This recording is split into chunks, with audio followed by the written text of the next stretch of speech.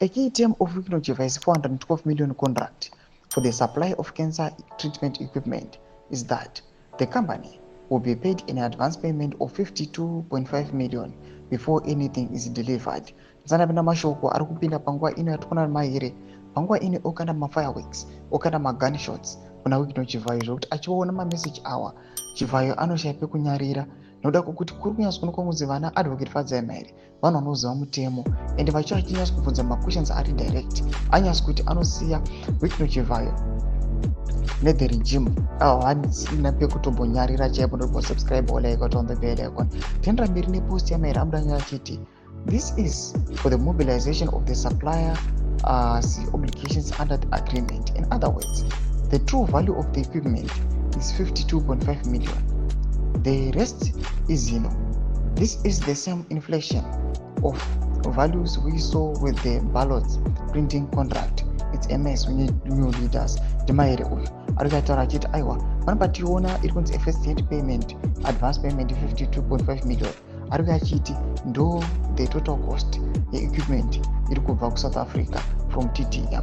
Then imwe yese ichazobhadharwa iyo yanguva mari yezvigananda yavachange vachipoketa inoonekwa kunzi almost 109 million inenge ichipinda mumwedzi avo each and every year. Mairi anoendera mberi achinyora achiti Dear Say we know. On what date did your South African company TTM Global Medical Exports Limited tender for the supply of cancer treatment equipment?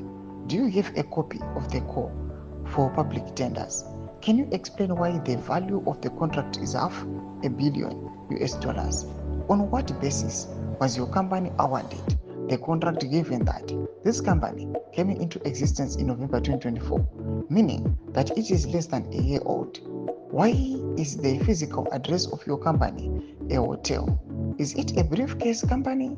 Does your company manufacture cancer treatment equipment at the Da Vinci Hotel and Suits?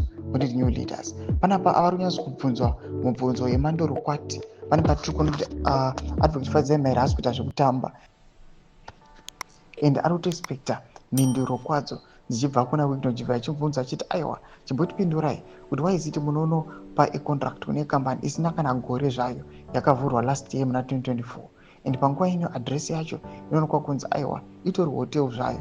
Saka panapa tiri kusika etender or econtract kune ekambani inozikanwa kuti haifi manufacture equipment pamwe maybe iri kutonoitora from somewhere. How did you select that company? Procedures ari pamukaimplementa. Tudze mafunguro enyu muri kudi pamusoro pechitiko ichi. Mabvina comment section medu mafunguro enyu. Subscribe or like, hit on the bell icon.